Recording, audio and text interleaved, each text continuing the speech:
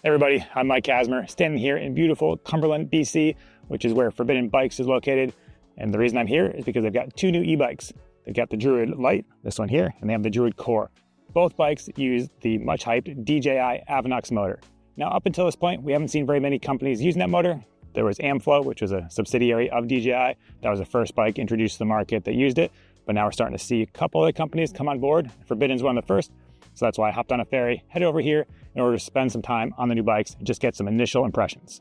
Let's start with the very basics. Like I said, there's two bikes. One of them has 140 millimeters of rear travel and a 150 millimeter fork, kind of more trail-oriented spec. It's got a Lyric up front, RockShox Super Deluxe shock in the rear, and a little bit lighter casing tires and a 600 watt-hour battery. So that's the Druid LitE. Then you also have the Druid Core. That one has 150 millimeters of rear travel, 160 millimeter fork, and a little bit burlier part spec. So you're getting a Zeb, you're getting a Vivid Air, and then thicker casing tires, and you also get the larger battery size, 800 watt hours in that case. So it really just kind of depends where your priorities lie. Unfortunately, at the moment, there's no range extender for DJI, so you kind of have to really, I would start by going by battery size and then deciding the parts spec that suits your needs. Both bikes use the exact same motor, that DJI Avanox. There's been a lot of press about that thing, a lot of hype because of its numbers. 105 newton meters of max torque and 800 watts of max power. And those can even be bumped up a little bit further by enabling the extra turbo boost mode. That's the one you get a 30-second burst that bumps it up to 1,000 watts of max output. Now, there's been a lot of controversy over whether those numbers are too much and how it's going to work with local regulations. In some areas, especially in the United States, 750 watts is the max output. But we're gonna have some answers soon, hopefully. This bike is currently scheduled to become available in July or August, so we've got a couple months. And by the time it does become available, I think there'll probably be a limiter added onto it essentially so that the motor wouldn't bypass the local regulations. We'll get to the ride impressions in a little bit, but what I did when I rode the bike, I was able to easily with the app tune the motor so that the max output was 750 watts, which is makes it fall into that class 1 category, especially in the United States where that's kind of what the regulations have adopted. And as you'll see as I start talking about how this bike actually rode, even if it ends up being limited to 750 watts max output, it's still super powerful, super fast, and you're not going to feel like you're being held back. It's a touchscreen on this bike, and the app is super intuitive, so you can really fine tune each of the modes. There's an auto mode, a turbo mode, eco mode, boost mode.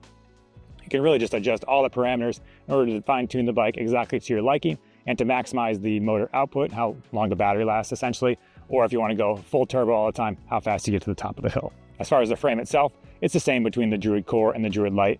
Just one, like I said, has a little bit longer travel fork, and that does change the geometry slightly. So you're getting a little shorter reach on the Druid Core because of the higher front end, and the head angle slacker. So you have a 64-degree head angle or a 64.6-degree head angle, and then the reach numbers, they end up being a little bit on the shorter side, and that's on purpose. According to Forbidden, they're really trying to get that nice balance. They have pretty long chain stays, a little bit shorter reach, but also a tall stack. Forbidden goes so far as to call it e-bike specific geometry. I'm a little skeptical of that term, but essentially they're almost mimicking the feel you would have on a downhill bike as far as that riding position goes. Very tall front end, moderately slack head angle, pretty long back end. It's just designed to put you in the center of the bike, which is good for climbing and for descending. And the chain stays are also proportionate. That's something that Forbidden has hung their hat on. So this doesn't just go up by a millimeter or two per size. It's going up by almost 14 millimeters per size. This one right here, size S3, has 456 millimeter chain stays, and that's in the static position. At sag, that increases to almost 470 millimeters. So you're looking at a pretty long back end, but it almost matches the reach. So you're getting a really balanced bike, and that's their whole intention. Whether that's the best way or just something different, kind of up to the rider to decide. But I will say it's very fun on the trail, and that balanced nature does come across pretty quickly. We'll get into the components and a little bit more finer details in a second, but first, let's just talk about how this bike rides, because that's what you really want to know. I spent time on both bikes, and I'd say that they're pretty similar, but there are distinct differences. It's going to really depend on what style of bike you're looking for. If you want a bike that's kind of in that more trail-oriented side, but can still handle some solid hits, that's going to be the Druid LitE. And if you want something that's a little bit more towards the smashy side, more gravity-oriented, that's going to be the Druid Core. Now, they're not drastically different. Again, they're the same frame, so you can kind of build them up however you'd like, but they do feel like they each have their own personality out on the trail. We'll start with climbing, because this is an e-bike, and climbing, they're not all the same. On this one, that DJI motor is super powerful. By now, if you're interested in e-bikes at all, you've probably seen some person on YouTube just giggling and laughing as they're just zipping up a hill at a ridiculous pace. And you can do that. You can put it in the boost mode and just go flying up the hill. But realistically, that's not the setting that most people are going to use, especially because if you're trying to save a little bit of battery, you can't just turbo all day, every day, because the watt output and the torque is so high, it'll drain the battery fairly quickly. Realistically, you'll probably be spending a lot more time in that trail mode, and that's still super powerful. I tuned it so it had that limit at the 750 watt max, and then I think I put it at around 90 Newton meters of output, and that almost feels like boost mode in other bikes, whether that's the Bosch motor or the Shimano motor. Specialized new motor kind of narrows that gap a little bit as far as the actual torque that you have, but no matter what, this motor is very powerful, fairly quiet, and it just gets you up the hill super quick if you'd like. And then in more technical terrain, it's also very tunable, and you can really match the speed that you want to go uphill. Climbing wise, both bikes, great climbers. They got that longer back end. It's almost like a hill climb bike where you kind of don't feel like you're going to loop out, which is nice. You can kind of get in the hovering above the seat position and just pedal. And then again, tons of power, scoots you up to the hill. Did some kind of strange, steep rock maneuvers, and I was just able to kind of work my way up. If you want to pause and then get going again, power's right there. So a very, very good climber. Yeah, for both bikes, whether that's the LitE or the Core, they felt pretty similar. This bike does have the idler pulley, high pivots. They kind of get a reputation, typically for the ones without a motor, as being a little bit noisier. I'd say this bike was pretty quiet, even listening for the motor or for the sound of the idler over the noise of the motor.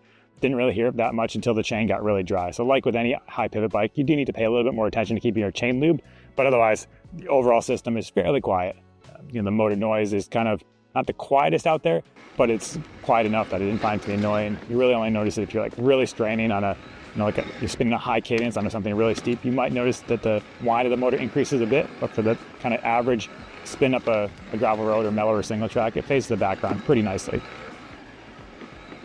On paper, that 456 chainstay, or depending on the size, the chainstays look pretty long, but they don't feel nearly as long due to the overall geometry of the bike. Kind of centered, and you can it's hard to put into words, but you can really direct the rear wheel where you want it to. It doesn't feel like it's getting hung up, and if you do get into some just straight ahead rough stuff, kind of hunkers down and you can really plow. I didn't feel uncomfortable at all, but I also didn't feel like I fully unlocked the bike's potential. I think a little bit more suspension setup time, just kind of really getting used to the geometry, I'd feel a little bit better.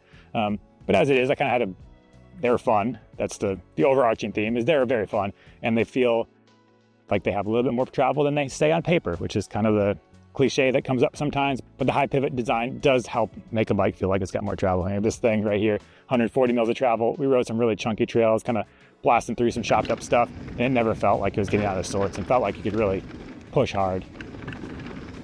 Definitely made full use of that hydraulic bottom out bumper, and speaking with Forbidden, they kind of intended that to be the way the bike rides, a bit more linear suspension curve, which you might use all the travel on occasion, but you're not going to get that really harsh clang at the end of the stroke. As far as the bigger bike, the one thing with a bigger bike, the reach does get a little bit shorter because of that, because of the longer travel fork.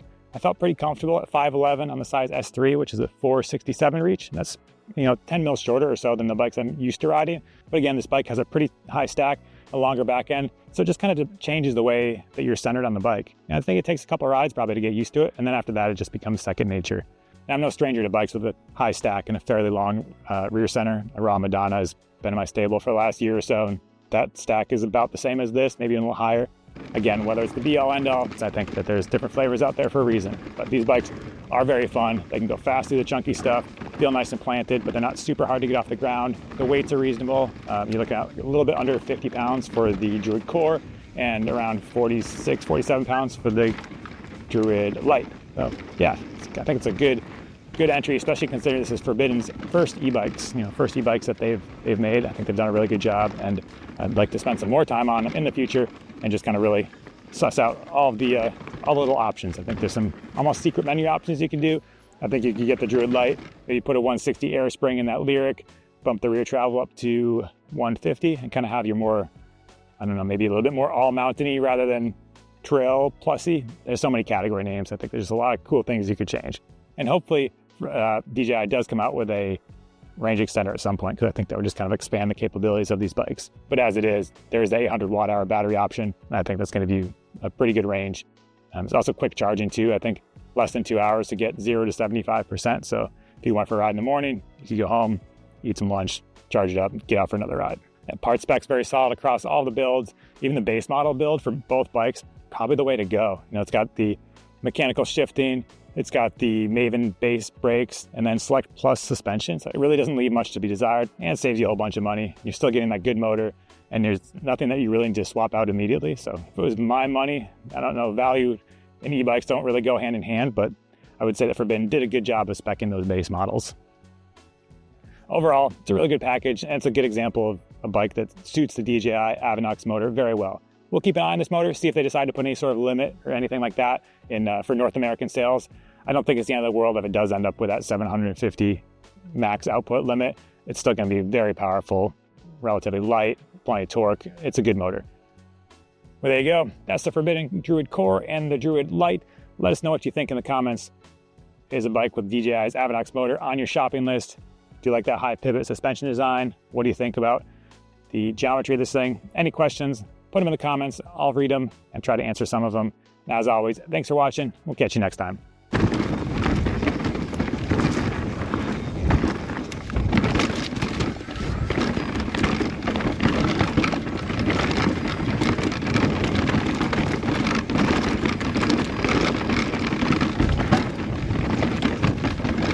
Chunky.